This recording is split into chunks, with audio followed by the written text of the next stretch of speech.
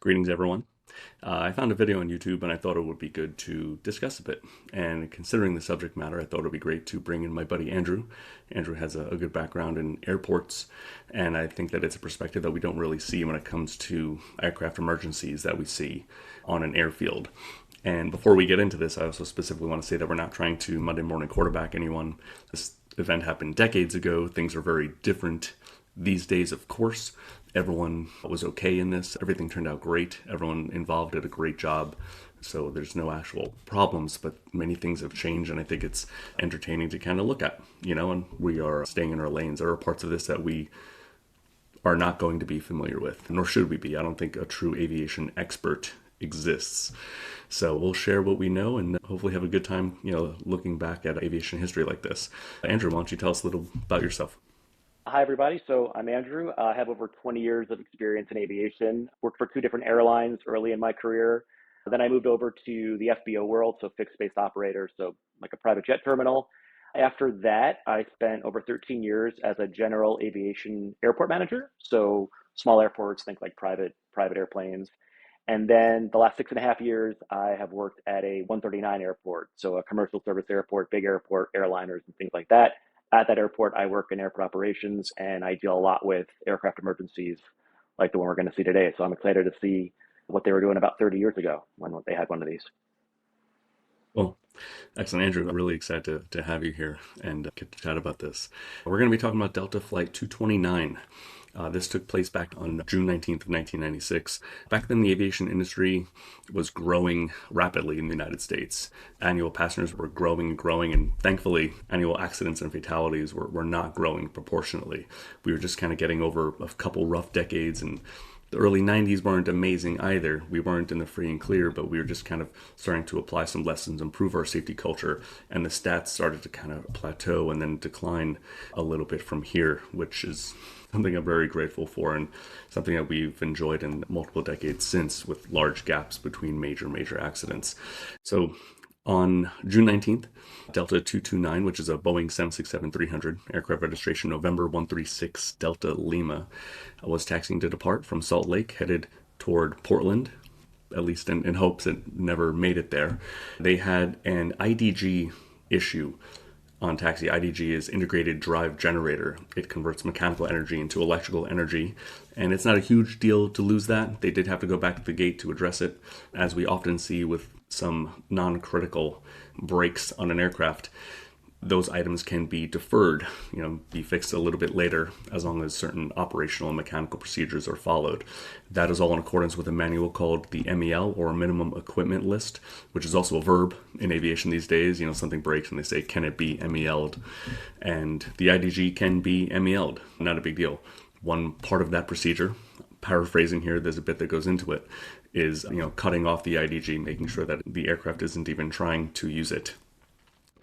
They do that, they sign off on it, and 229 goes and taxis and departs again. Unfortunately, the mechanic didn't actually cut off the IDG, and the aircraft was still trying to use it. The aircraft got to 25,000 feet. That IDG started to overheat. The pilots probably cursed a little bit and decided to turn around and go back to Salt Lake. Once they did that, they also got a fire indication, indicating that that engine, that number two, that right engine, was on fire. As part of their procedure, they would declare emergency. It's nothing incredibly dire. That's just procedural to declare emergency. They let the airport know. The airport starts to prepare by having airport rescue and firefighting stand by just in case. The pilots will cut off the engine. As we hear, they also shot off 2 bottles of extinguishing agent into that engine to put out the fire. And we're going to start this video with them on short final, just a few seconds from landing. And it seems as though the pilots are under the impression that the fire is already out and everything is a little precautionary at this point, but there is a little bit of work to be done. Right, Andrew? Yeah, so from the airport side of things, they would have declared an emergency. They would be an alert 2 aircraft. So there's two types of alerts. Typically, there's alert 2 and alert 3.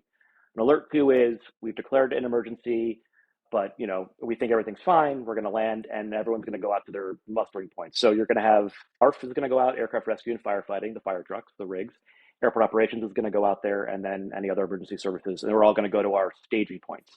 Typically, that's a very common thing at a large airport. We can have multiple alert queues in a week. We could have multiple alert queues in a day at a large airport. And then this quickly goes from an alert two to an alert three. And an alert three if something's actually happened. So either, worst case scenarios, a crash, or something like an engine fire, like Europe landing, something like that. So we're going to watch it really go from two to a three, which is really interesting to see in real time. So I'm ready. Well, let's get it going. Runway 16 left. Del 229 heavy, solid power, runway 16 left, cleared to land. Runway 16 left, Del 229 heavy. Wind 130 at 3. Roger, 1303.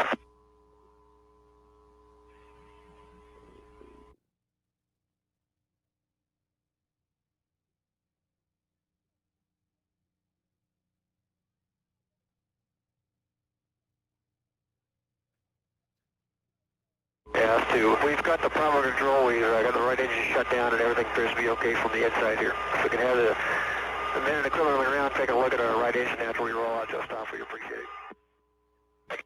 We have the request and we're planning on that. Pilots want, the fire trucks to check it out. They don't think there's a fire.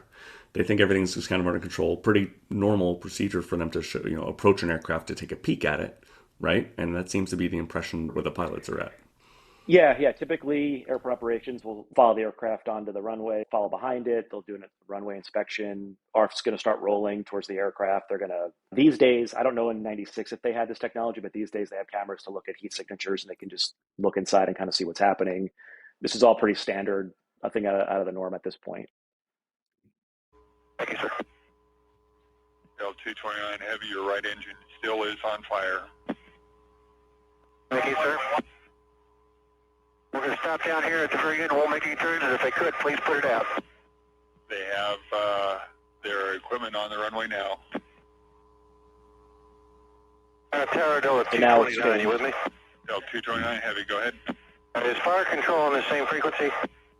They're on ground frequency. Okay, what is that, 21.9? 219, go to it. We're there. This is very different from what we would do today. So these days we have discrete emergency frequencies. When somebody calls in, declares an emergency and they're going to land at the airport, they're going to be given a different frequency to speak to the tower on, separate from the other airplanes. And the reason is there's going to be a lot of talking back and forth and we don't want to hold up the frequency. Also, ARF's going to be on that frequency and airport operations is also going to be there listening in. So it's one place where everybody can talk. You heard just now, they're talking to tower, they're asking where ARF is. Then they're told to go to a different frequency to talk to ARF. So you're working in emergency, the aircraft is still on its rollout, and now you have to change radios. So we've gotten away from that. We don't do that anymore. You stay on that frequency from approach, you land on that frequency, you taxi to the gate on that frequency, you're doing all the talking there. So if you're another aircraft taxiing around, you're not going to hear that airplane at all. You're going to keep doing things as normal, business as usual, and we're not going to monopolize the frequency. We're also going to keep it separate. So that's interesting that they were just, and they made them change frequencies too. That's a lot of work. And ground frequency too, which is an active, would otherwise be used frequency. Yeah, and also I don't know how it works at Salt Lake, and I also don't know at this time, but we haven't heard airport operations come on and close the runway in a situation like this. If this was happening at the airport I work at, we would have closed the runway. So we would have said, tower show. Let's say this runway is. I don't know what this runway is. Do we know the runway number? I didn't think I heard it. No, not that I'd be guessing. Okay, No. let's say tower, please show runway 22 close at this time. They would close it, and then everybody can get onto the runway. So.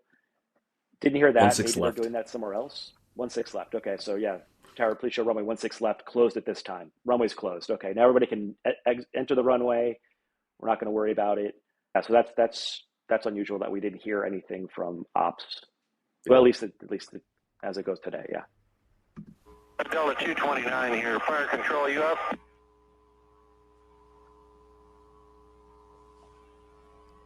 I'm right here, sir. Go ahead. A lot of sir. I like it. Everyone's respectful to each other. Yeah, always on the frequency. Kind of see the Delta widget scheme too while they're waiting for Yeah, everyone to show up.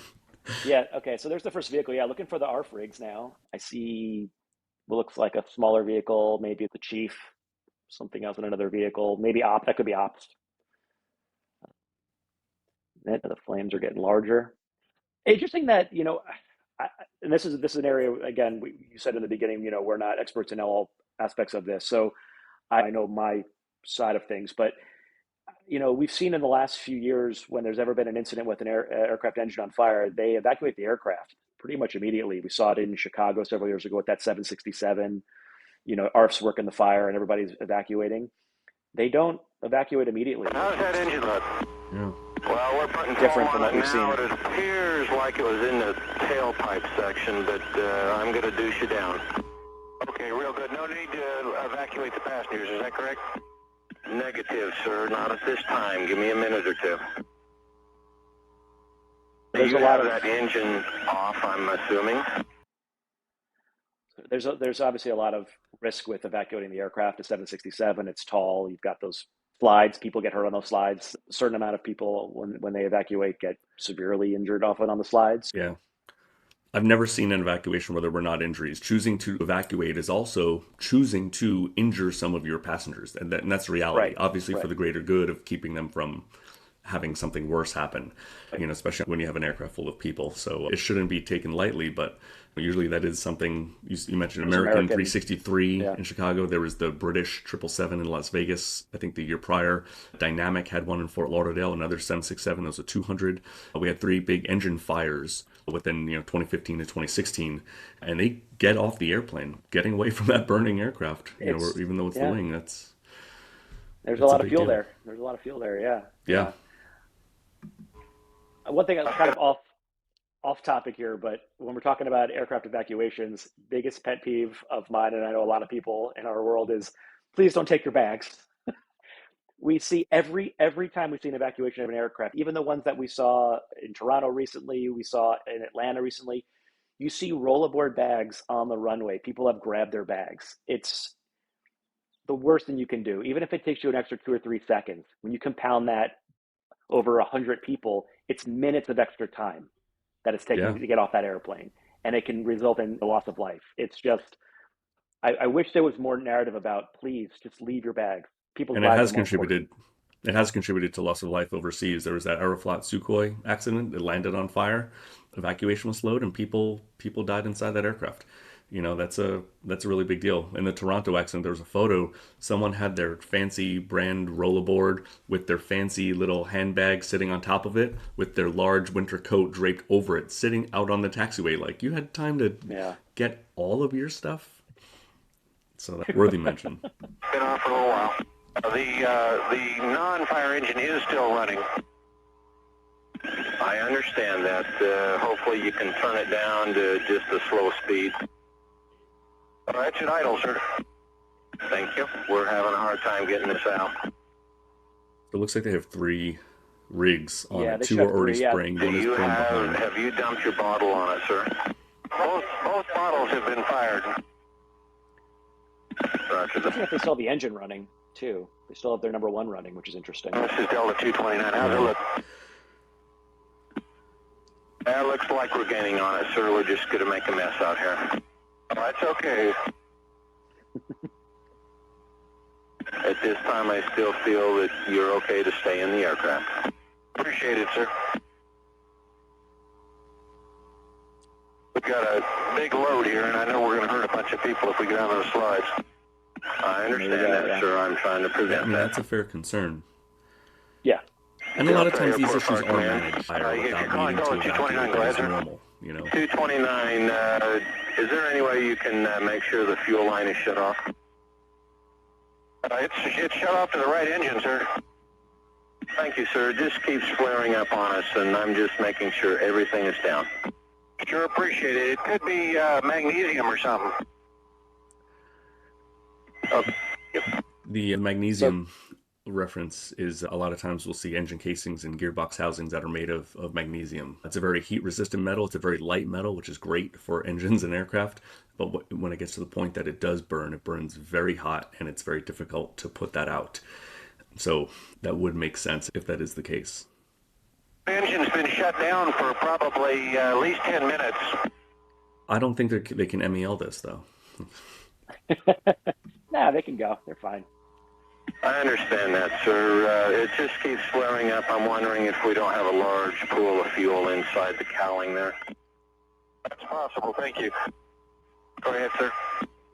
I've got people that are going to try and open up your cowling just to let you know that they're under there. Roger. Sir, as quickly as we can, we need to get Delta mechanics out here to open up this cowling. We still have a... Yeah, at this point, if we haven't already, I'd want to see that number one engine shut down just because now we have people out of the rigs walking around. We're going to have, it sounds like Delta mechanics at some point soon. The plane's not going anywhere. I can't imagine this. We can't get the fire out of this engine. Let's have some mechanics show up and try Yeah, to open the thing. I yeah. couldn't imagine any mechanic union being okay with that. Just pop it open. I do wonder, is there a reason why maybe they're not shutting down the number one because of they want to maintain some sort of airflow or the electrical? I imagine you don't want to fire up your APU right now. If you've got a fire, you can't be doing that. So, but this is something I don't know the answer to, but why they seem to be reticent to shut down, especially when you've got personnel all over the place. Yeah, and there could be different reasons for that. I was wondering that myself, and there are a few different options. But you're right. Already at this point, they have people walking around. Small fire inside, but we're looking real good now. Roger, sir. Anything you need. Have you already called Delta Ramp? You want me to do it? But don't send the mechanic that didn't properly cut off the IDG. Yeah, Would you yeah. double check and make sure that they That mechanic should be going on a break. Yeah, send Yeah. somebody else out, please. have been contacted, sir? Roger, I'm on the landline with them now.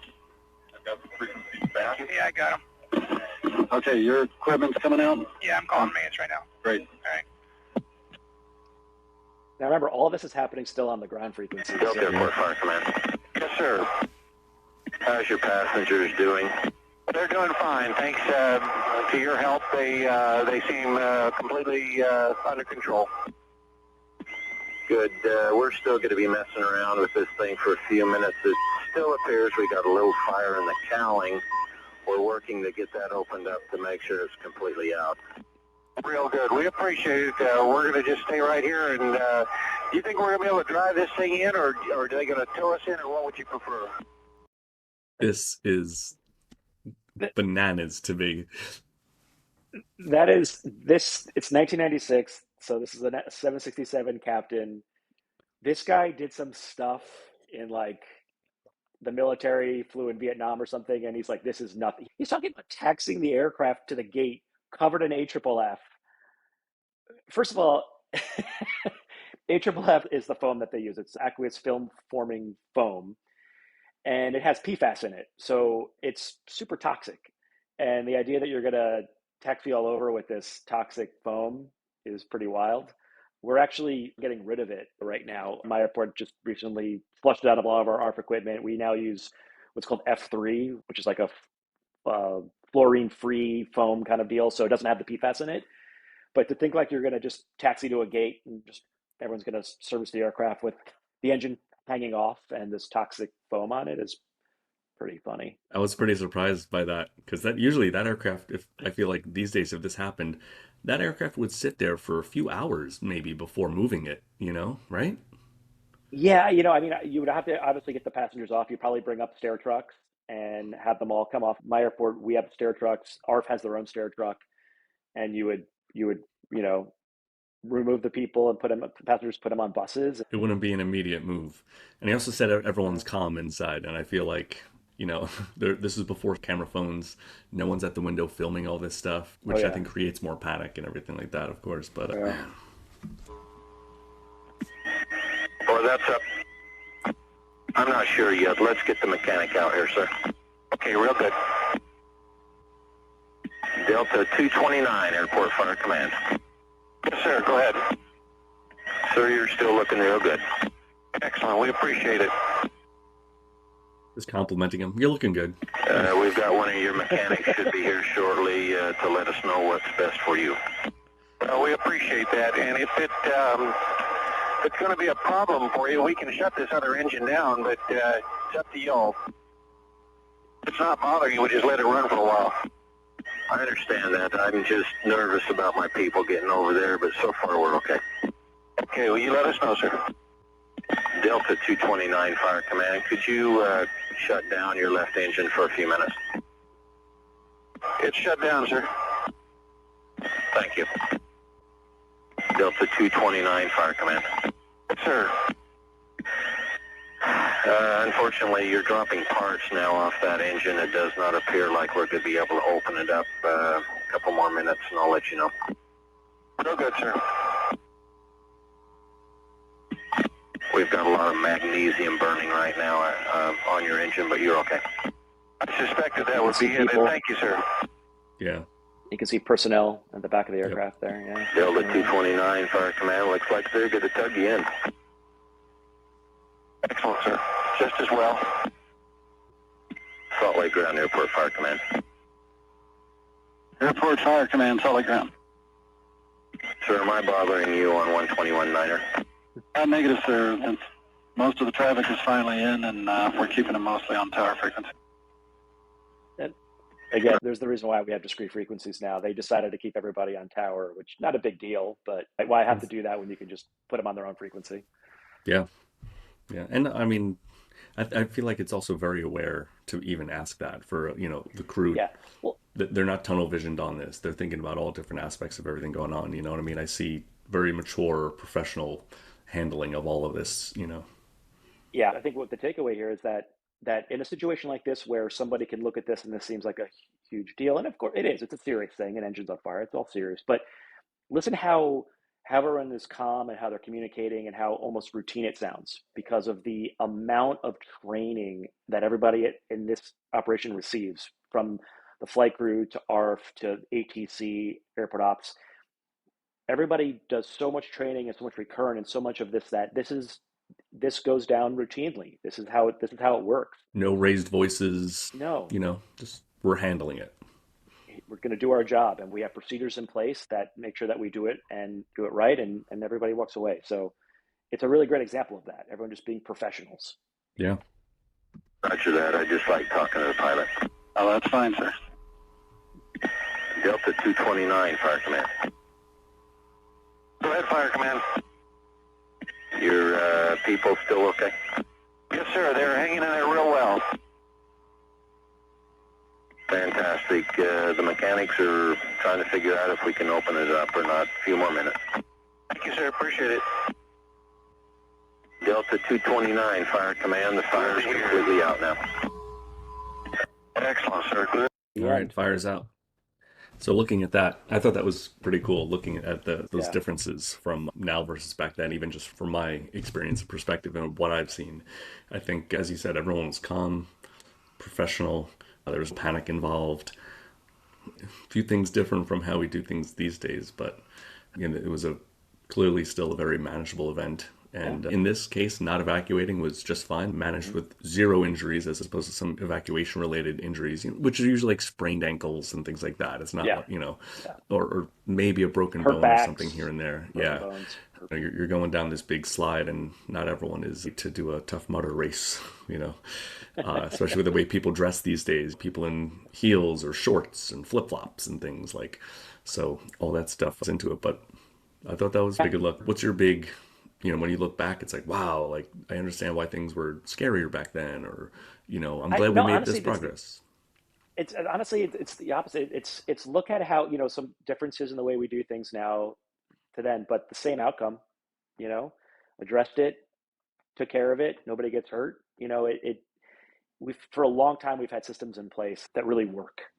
So obviously we kind of got a little more efficient with discrete frequencies, and it was impressive. I mean, just how everybody was just taking care of things for this big fire on the engine. And you couldn't tell if that those pilots were talking to ATC about a normal weather delay because the storm cell was moving through, or whether or not their engine was on fire. They just were just as cool as could be. Yeah. And I work with our personnel at our airport a lot, and they're just the coolest cats around. They train nonstop. They take it very seriously, and every single time they perform excellently. They just do their job. It's just really impressive. So they're real professionals, and it shows. I'm sure they say the same about you too. Maybe not me, but Cool. Andrew, thank you so much for sharing some of your thoughts on this. Like I said, I think it's a unique perspective from the airport side of things. Pretty interesting section of history that I don't think a lot of people would know about this event, because it ended up turning out to not be a major event, even though it was an Alert 3. So I really appreciate that. Thank you so much. Thank you for having me. This was fun. Let's do it again sometime. We will. We will. And for everyone else, please be sure to subscribe, all that stuff. We are going to expand a little bit on this in an article on my Substack. That's phildarner.substack.com, which is where this video is going to be shared with additional details. So thank you so much. See you rolling soon.